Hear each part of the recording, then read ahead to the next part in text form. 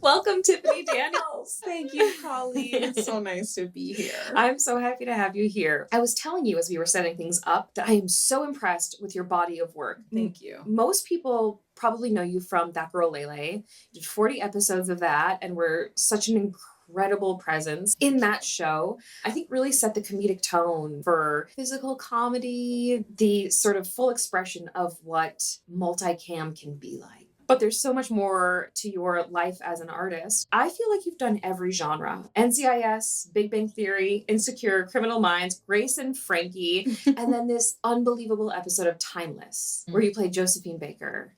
Yes. One of my favorites. Oh my gosh, so iconic and so good. So we'll talk about that in a moment, but let's just run it back a little bit. So after graduating college, you had a year-long scholarship at the Edge Performing Arts Center in Hollywood, which is elite. It's like the thing, right? It was indeed at the time. Unfortunately, they're no longer around, but I had no idea at the time. I knew I wanted to dance, and I knew I wanted to dance on a professional level. And I just went to the audition, and there was like maybe 250 dancers there, and they give it to 20. Wow. And I was like, oh, this is a big deal.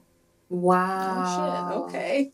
Let's go. Amazing. Yeah. So you studied dance, voice, improv. They were sort of looking at making you a well-rounded performer. Yeah, I think that they didn't want to just send you out into the audition world without all the skill sets that you could use to become not just a dancer. You know, there's a lot of opportunities for dancers that require you to understand how to improvise something, not just in movement, but in action. And commercial auditions, they wanted to send these dancers out so that they felt fully prepared for all the things that were going to be coming at them, even within the dance category. So they did not let us audition at all for that very first year. It was a full-time scholarship training program. So we were dancing and training in those areas for 40 hours a week. Wow. Yeah. Some of those students use that as their college. I came after college, so I was already on my own. There was no help from mom at that point. So I was also, in addition to training 40 hours a week, I was working a full-time job 40 hours a week as well. Wow. I was tired and I was not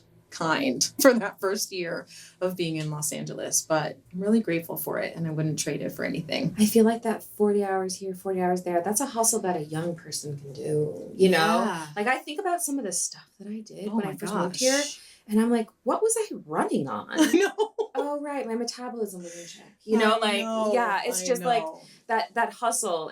But I wear it sort of like a badge of honor, you know, Absolutely. Like the commitment that I did, I just made it work. Changing in your cars, you're eating in your cars, tons of Tupperware. Oh yeah. Packing the food at nighttime, getting very little sleep. Yeah. I was a bitch for sure. But it was really great, and it set me up for the mentality that I think I needed, that I didn't even know that I needed to make it in this industry. And then you were a bitch with training. A bitch with training. Let's put that on a t-shirt. I like that. Oh my God, I love that. That's incredible. Oh my gosh. So then after that year was up and you could audition, what was that landscape like? Did you get rep immediately? Did you sort of lead with your dance experience? Well, the beautiful thing about that program is they set us up to pretty much leave with representation. Wow. So at the end of the year, we put on a full showcase. Yeah, it's probably like a 2.5 hour dance show. So we're doing different pieces from different choreographers, guest choreographers, teachers at the studio, all kinds of things. So we had auditions within the program to see which pieces we were going to land in. And all of the dance agents at the time are given a notebook with our very first headshot, black and white still. Wow. I know. Our black and white headshot and then our resume next to it. And each dance agent is given that notebook and they're just able to scan through it while they're watching the showcase. And then they decide who they want to have meetings with. And so the last month or so of that program is literally just you going around town, having meetings and deciding who you're going to sign with. So pretty much everyone, I would say 98% of the people that go through that program ended up leaving with representation. That's incredible. Yeah. They really set you up right? That's why it's, so elite and why it's sought after as a dancer. So yes, I did end up getting an agent, and then they just start sending you out into the world, and that's just scary as shit. Like, what is going on? And the first 6 months to a year for me was just figuring out what that even means to be auditioning as a dancer. There are some people that were in the program with me that left with a little bit more like readiness and confidence, and like, I don't know if you've ever heard this about the dance life here, but you got to like show up in an outfit to class. It's similar to like coming to class dressed as your character. You got to go to dance class like that.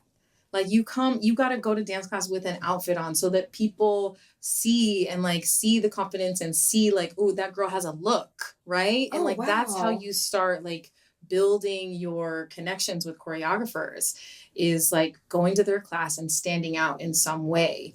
So I wasn't as confident in just like my style and like who I wanted to be. And I was still learning so much about myself and so much about my culture, and just so much that I was still like kind of hiding. So it took me a really long time to just like figure out how I can stand out as a dancer, and the kinds of jobs that I wanted to do, and the places and the types of auditions that I felt the most comfortable with. But it started getting a little bit easier, and I found a groove about a year after. So yeah, just kept going. I love that. Yeah. Was there anything that helped you find your groove? I think it was a lot of just like trial and error. I left the job that I was working 40 hours a week. I left that so that I could start working within the industry a little bit more. And I got an assistant job on a dance convention, which allowed me to travel around the country and assisting choreographers in different cities and on this massive stage. And so I'm just like, I'm getting out there a little bit more and like seeing what dance life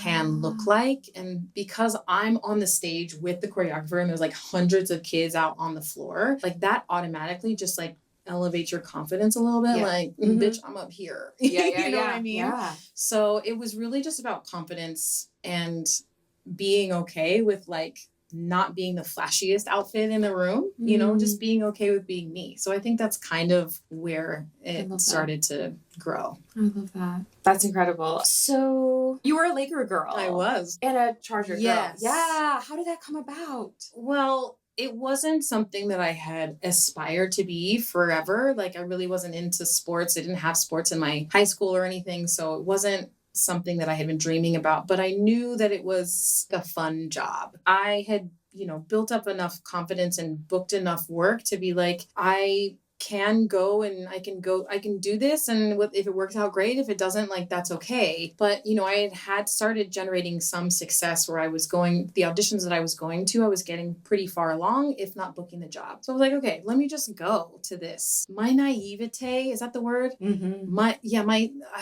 was just like, I don't know, let me just go. I'm going to put on my little scrunch socks. I'm going to go to this audition. It was 575 girls. Whoa. At the audition that I went to. Wow.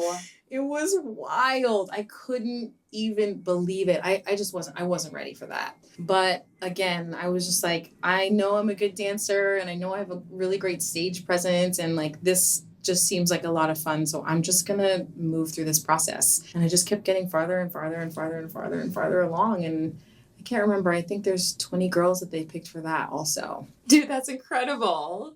It was a wild time. It was I couldn't believe it, but I also knew that going into that, it wasn't something that I wanted to continue doing. It was going to be a stepping stone for me. So I was like, I'm just going to make the most out of this experience. Unfortunately, they weren't as great of a team, but Kobe was on there while I was cheering. And it was the year that Kobe scored 81 points. So I was in the arena when that happened. Wow. Yeah, I know. That's amazing. I know. It was a big day for all of us. Yeah.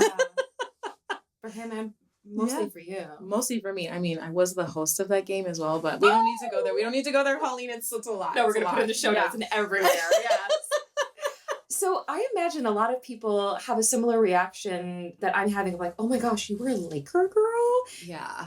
all Especially the time? men. Oh, okay. Yeah. Yeah. Yeah. I think that probably tracks. Yeah. It's a winner for sure. Was it sort of a stepping stone in your career? I think so. Because I knew I was going into it and I was only going to do it for 1 year. I literally knew that from day one. Like, there are a lot of women that aspire to do that job and they just want to stay in that job for a while. I knew that this was going to be 1 year, one and done. So I wanted to take full advantage of the opportunity. And so within the job, there was an opportunity to also audition to host Lakers TV, which is like a 30-minute live show before the game where you sometimes would like interview coaches and players and fans and just give like fun facts about the organization. So I auditioned for that. And that was like my first time like speaking on camera, you know, and speaking, like running the halftime show or the games at the quarter marks and things. So it was like me speaking on like a very like public, high energy, lots of people basis. Wow. Yeah. So I think that was a huge like seed that was planted for me in my decision to become an actor later down the line. Just like already feeling really comfortable with that. My first episode, gosh, it was such a nightmare. Somewhere in the Lakers organization, they have this on tape, on like a VHS tape, but I froze my very first episode. And it is hysterical. Anytime I go back into the Lakers organization for any sort of like alumni event, they're like, oh, that was you. Bro, damn. Froze. When I tell you, my face was on, like projected on the side of the Staples Center, like massive on every single screen inside crypto.com now, but Stavener back then, like my face was everywhere. And when I tell you, it was like the deer in headlights of all deer in headlights. It was crazy. But I was like, bitch, I am not going down like that. And we are going to get better at this. So I think that, was that the answer to your question? What was your question? I don't know. I don't even know either. Yeah. But I think I answered it. Yeah. Oh yeah, stepping stone. Yeah. Yes. Great. Yes. Awesome. Yeah. Great. I love that. That has seemed to be a little bit of a recurring theme in doing these interviews, that people have a moment that doesn't land the way they thought it would. And it's the decision to like, this is not how I'm going down. Yeah. This will be the last, like Kate just said, I love mistakes, but I won't make the same mistake twice. Oh yeah. Yeah. Absolutely. Especially not on that massive of a stage. Jesus, Tiffany. But it's okay. We can talk about it and laugh now. We can talk about it and laugh now. Mm-hmm. That's great. Find that tape for you. What'd you say? I'm going to find that tape for you. Oh, I want to see it. Oh, yeah. And we have to find a VHS player, too. Like, that's going to be... That part. Yeah. You know what? They're probably on eBay for, like, hundreds. We're old. We're old. We're old. So, how did you come to our studio? Who did you hear about us from? How did I come to SKS? Gosh, David DeSantos? Oh, my goodness. Wow. That's the name that just popped up. Nikki Twazon is a dear friend of mine, and I remember her talking about it. I can't remember if those are the exact two, but I feel like I used to coach with David a little bit, so I feel like that might have been the way. That's awesome. Yeah. Was there something about our technique or about the way we operate that was particularly helpful? It was the boot camp that really sold me, because I, at the time, and I could probably still subscribe to this, but I remember coming into the boot camp being like, I know that I'm a funny person, but I don't know how to be funny with other people's words. Mm-hmm. And there was something in the boot camp that gave me the direction that I needed to start following, the path that I needed to start going down to help me apply my funny to other people's words. And that was a big sell for me. Oh, good. Yeah. I'm so proud of the way that we teach comedy. It's reliable and dependable. Yeah. And that's what you need to be in this industry. Of course, personable, easy to work with, yeah. blah, blah, blah, blah, blah. But really, they're not hoping that a funny actor like comes in and they're going like, oh, I hope they're funny today. I hope they're funny today. Yeah. They want something that they can edit together, right? Mm-hmm. So making sure that things are crisp and clean. So I love the way that we teach comedy. As do I. Yeah. Mm-hmm. And it served you. Well, you were already funny. But it's just kind of like unlocking a thing or two, right? Yeah. It just gave me a technique to lean on in moments when I was uncertain. I love that. What I will say about your technique is I never see the technique when you're doing it. And I think it's your execution is so effortless. That's like the next level, right? You know, we get the technique, and it's, I assume, like while learning a new dance. Yeah. Or insert dance words here. And you sort of feel like you're just doing the technique. Let's talk about myself. If I'm learning salsa, I'm just doing the salsa. But the full expression of it is to be able to be doing exactly the technique, but it looks effortless. It looks like it's just my body expressing emotion with a partner in sync to the music. Yeah, exactly. Yeah, you have that. Well, thank you. You do that. That's you. I mean, my TV husband on Lele made it very, very easy. He and I it would have been nearly impossible to do it without him. Oh, wow. So, thank you. Oh, yeah, of course. Yeah. So let's talk about Josephine Baker. Let's talk about her. You crushed that role. Thank you so much. You crushed that role. It was one of my absolutely all-time favorites. How did you prep to play her? Wow. You know, that role was, I think, intended to be a little smaller. So it didn't feel like there needed to be much beyond what I already was, because she was a dancer and she was a singer. Dance was her stronger suit. And those are already things that I just immediately related to and connected with. The audition for that, I think it was 2 lines, Colleen. Really? It was 2 lines. It was like, it was written as a co-star. She ended up being in 4 scenes. So obviously like pivotal to the plot line of that episode. So she was I would even say top of show guest star. Yes, ma'am. Still paid me as a co-star, but that is okay. Stop. Yeah. It's okay. They gave me the permission to claim it as a guest star in all the other ways. It was totally fine. It was like my first time having a big role, my first time flying to Vancouver to film, you know, all of those things. So I felt like I got paid in so many other ways than, you know, financial compensation. But I have a dear friend that works in New York on Broadway a lot, and he was just coming off of playing a role that was an actual person. And I think that there's a very different approach to work when you're basing your role off of somebody's actual real life. And so he gave me a lot of advice in the moment about how to play a real person. And a lot of it was just doing some research and letting that go and being okay with my voice and not trying to force any other voice onto the role. But other than that, I had to record that song in an actual recording studio. That's your voice. That's my voice. Yeah.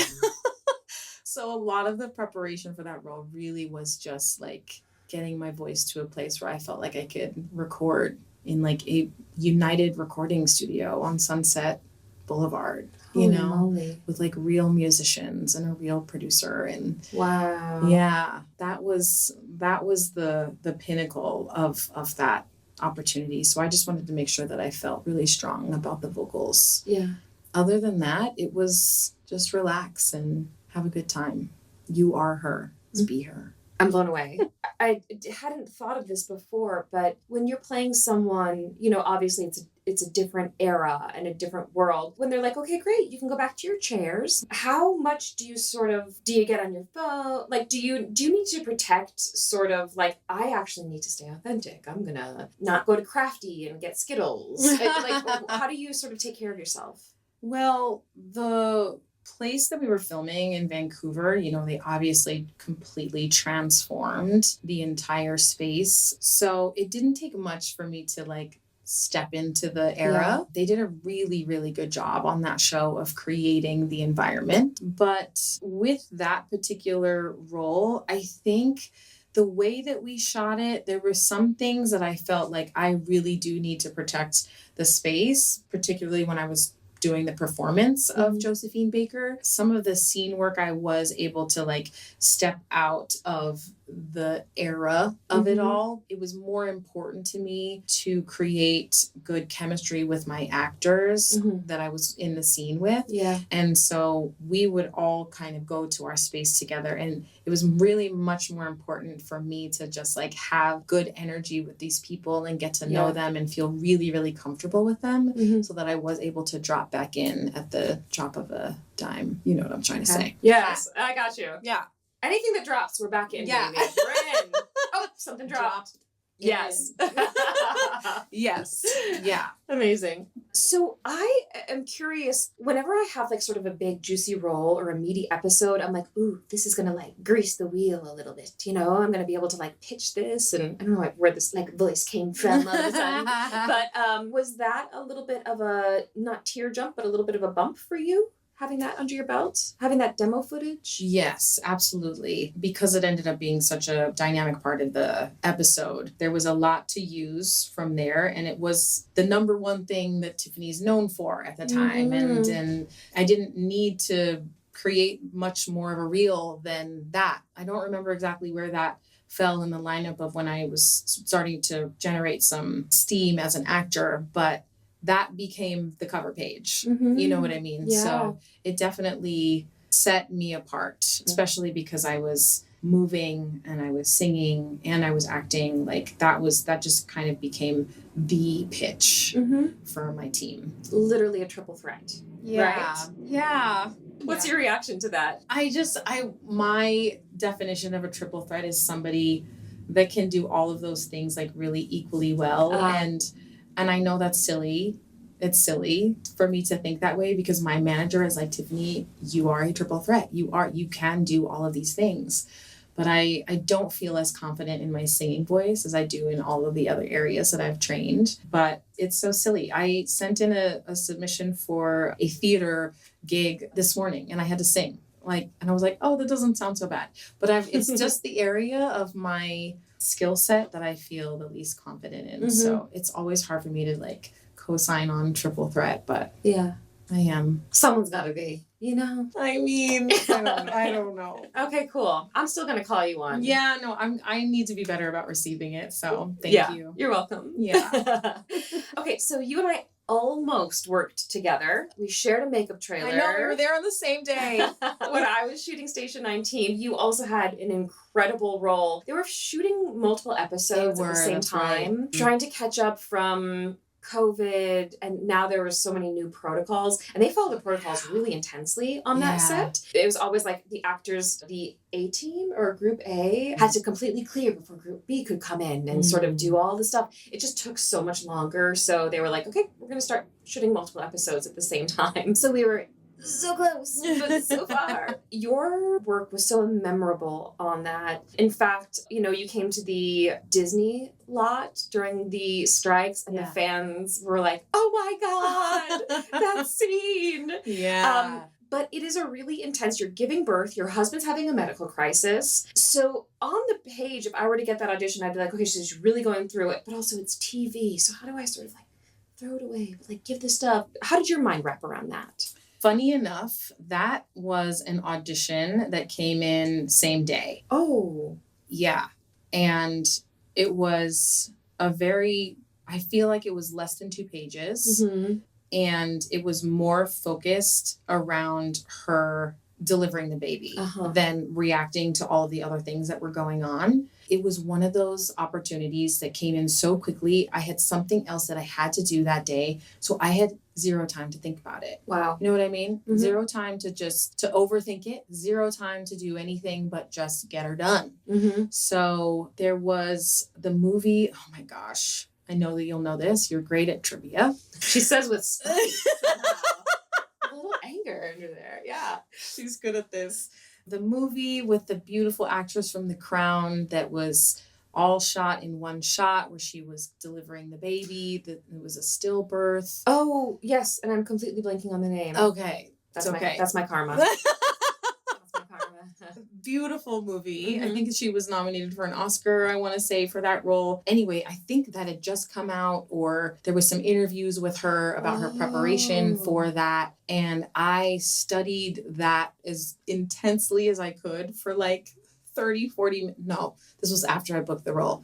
But I saw one clip of her before I went into the audition because I've never had children and I have some friends that have had children, but I just didn't have enough to like anchor myself into exactly like that kind of sensation that one would experience during that time. So I watched like maybe 1 or 2 clips and then I just threw that thing on tape. And I think it was just one of those moments where you just lean into your training a little bit more. And I was also auditioning fairly regularly at the time. So it was like, just do it and we move on. There are a lot of auditions and a lot of times like that are a little bit more precious with your opportunities and you're not getting as many. So this was one of those moments that I could just like rely on the work that I had already done, tap into sensation and emotion and feeling for what giving birth feels like, throw it on tape and walk away from it. Great. And I literally found out like that same day that I booked the job. Wow. It was so quick.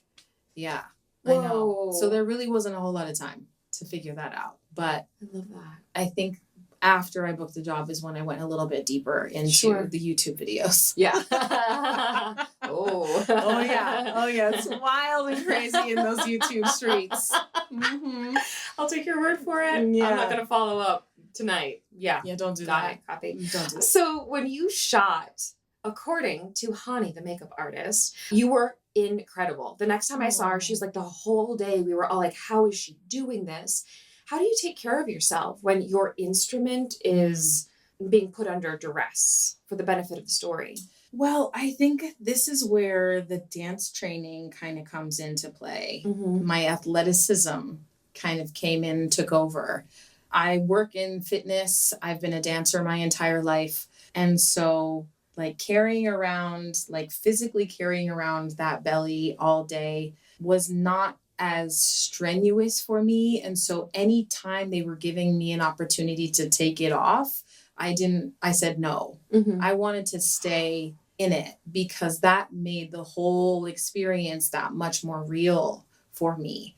And not having the true experience of having a child, like I just wanted to know what that felt like on a personal level and an artistic level. You know what I mean? Like this is probably going to be the only time that I really have a 9-month belly on me. So it was just a decision that I made throughout the day. Like I'm going to stay like 80% dropped into Nancy was my character's name. I'm going to say 80% dropped into Nancy all day because as a pregnant woman, you don't get to take breaks. Yeah. So that was a huge part of why I felt I was able to be as good as people are. You are so wonderful. Acknowledging or thank you. That's so humble of you to say. Yeah. Yeah. It's so interesting that you said for Timeless that they had sort of created the space and done the thing and you could just drop into it. And then for Nancy choosing, I got to create the time and the space. I got to sort of keep this on. What I'm taking away from this is you have to meet every opportunity, every environment, every show, every character, sort of different. Take care of yourself and give yourself what you need in a different way depending on the situation. Yeah, whatever's required of me for the role. Like I was very I related to Josephine so easily, you know, like I understood that life, that entertainment life, that performance life. Like I that was just something that was really close to the surface for me. But being a 9-month pregnant mom to be was beyond foreign. So that just required a deeper level of commitment. Yeah. Wow. You crushed it. Okay, so how did That Girl Lele come into your life? That Girl Lele, when it first came in, it was the untitled David A. Arnold project. They gave us 3 weeks. I got the audition 3 weeks before it was due. Unheard of. It's a lot of time. Yeah. So I was auditioning very frequently at that time, and I had 2 or 3 other appointments that came in that were due before Lele. And so I literally put Lele on the coffee table at the very far end. I was like, I'll get back to that because I've got way too much time. So I focused on the other ones that were due first and a little bit more pressing. And then once I finally finished and I was like, okay, let me pick up this untitled situation over here, started reading through the script, and I realized why they gave us 3 weeks after I finally read it. And you needed to come up with a jingle, because the character on the show and her husband were jingle writers as their profession. So there was words on the page for the jingle, but you needed to come up with a melody. You needed to come up with a song. And I'm like, oh, see, Tiffany, this is why you need to read these things when they come in. So I think I had just a few days at this point to like figure this out and get this together. I don't know. I think in my previous life, I was a jingle writer or something, because I just make up songs about shit all the time. I'll be walking down the street looking for a parking spot. You know what I mean? Like, I just make up songs all the time. So I just stumbled upon this jingle, recorded it within the self-tape. And this was also the very first time in a self-tape that I decided to break the rules. You know, I'm such like a student and like I follow all the rules and I like do all of these things, but I was told a long time ago that you're not supposed to cut and edit your self-tape. It all just needs to be like continuous. But the opening scene was me in a headstand, and then I come out of the headstand and now I'm just talking to my husband and my kids in a regular scene. But like, how can I film this in my kitchen where I'm in a headstand and my face is down here, but then I come back up here and I'm talking? So I decided, like, I'm going to cut. I'm going to do a little fade in, and like, I'm not going to give a shit, and I'm going to send it. You know what I mean? So it was the first time that I like had empowered myself to be like, there are no rules. Stop following these imaginary rules just because one teacher along your journey said, don't ever do this one thing. That was something. And then my jingle was really fun. And I don't know, I just kept getting farther and farther and farther along in the process. Now, all of this was happening during the pandemic life. So everything was still at home on Zoom. So my network test, my chemistry test was all happening in my kitchen on Zoom. Wow. Yeah. So as I got farther in the process with producer sessions and chemistry reads and whatnot, we had a work session with casting the day before our network test, each individual actor. And I said to Suzanne, the casting director, I said, me and my husband are supposed to be singing the same jingle in our scene, but each one of us has created our own jingle. So how are we going to work that so that we're singing the same thing? And that was the first time that she had realized that. Oh. So she was like, oh, I don't know how we're going to work that out tomorrow, because we're not working with each other. We're just working with Suzanne casting the day before the network test. I walked away from that session with her and I was like, oh my God, somebody's going to have to learn a jingle on the spot. Please, Lord Jesus, do not let that be me. Please. So we get to the network test and they're mixing and matching husbands and wives and all the things. And I'm partnered with somebody and they're like, Marcus, I think that was his name. Marcus, I need you to learn Tiffany's jingle. Yes. All right, Marcus, let's do this.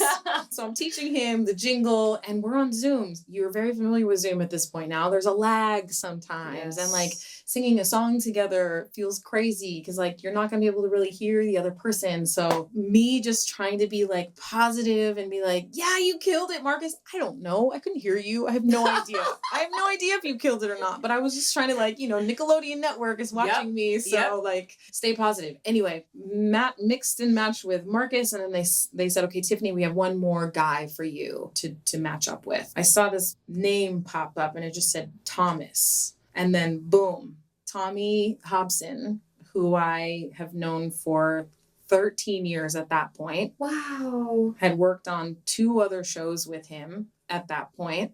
And we've just been interwoven in each other's lives for a very long time. He reveals himself on the Zoom square. And there's probably like 15 people in the Zoom room, all black squares.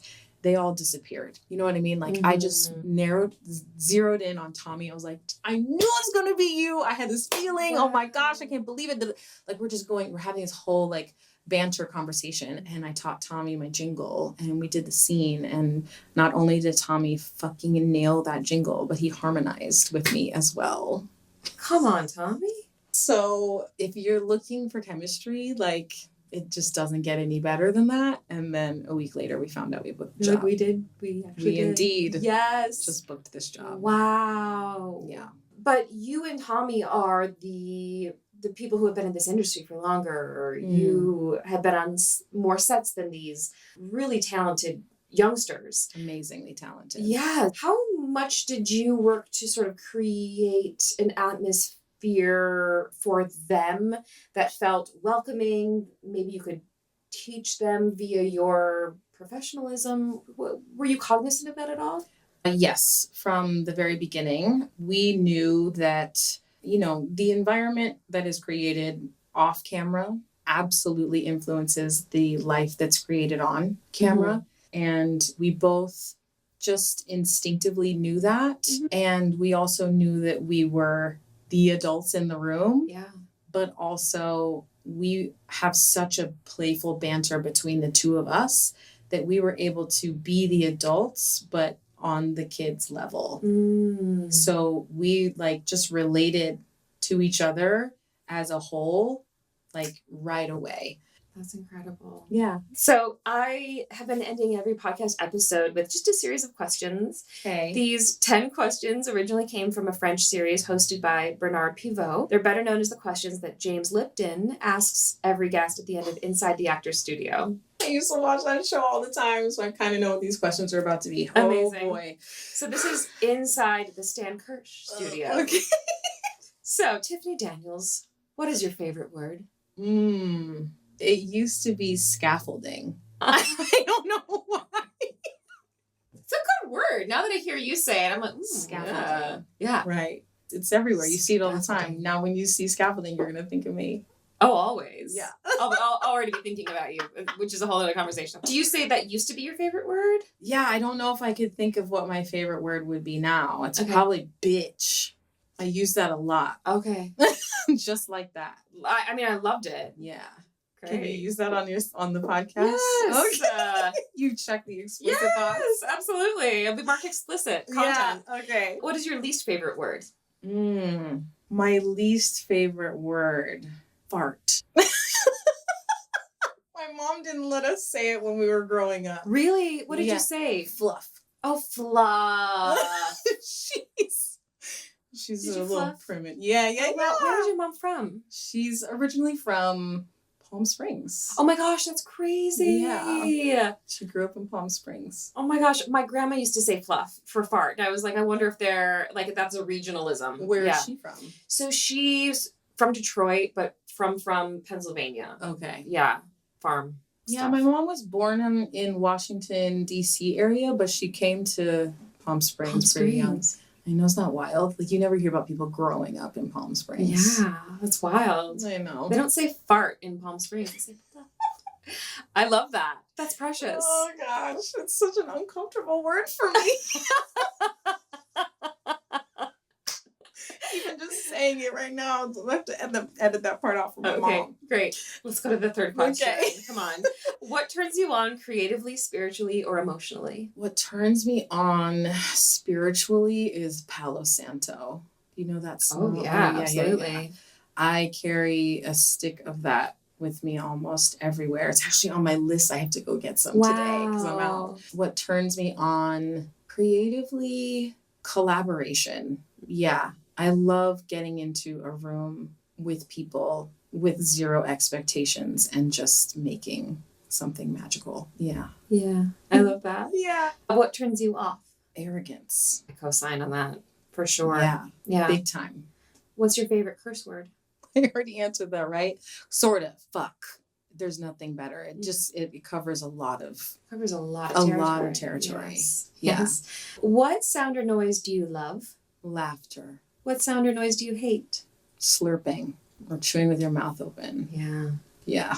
What profession other than your own would you like to attempt? Well, I have been obsessed with fitness my entire life, and I am currently a spin teacher. So if I wasn't doing something in the arts, I would probably be like deep diving into some sort of fitness ownership, fitness business ownership, or I don't know, something high up at like Equinox. I don't know, something fitness related. I love that. Mm-hmm. What profession would you not like to do? What profession would I not like to do? Something that involves like cleaning up other people's poop, you know? Something along that like nursing or healthcare. I don't even have an animal because it's really hard for me to imagine picking up warm poop. That makes so much sense. Okay, great. All right. Lastly, if heaven exists, what would you like to hear God say when you arrive at the pearly gates? Bitch, we've been waiting for your ass. Amazing. Thank you so much, Tiffany. Thank you so much, Colleen and Stan Kirsch Studios. Yeah. Oh, that was so much fun. Yay. God, that was so much fun.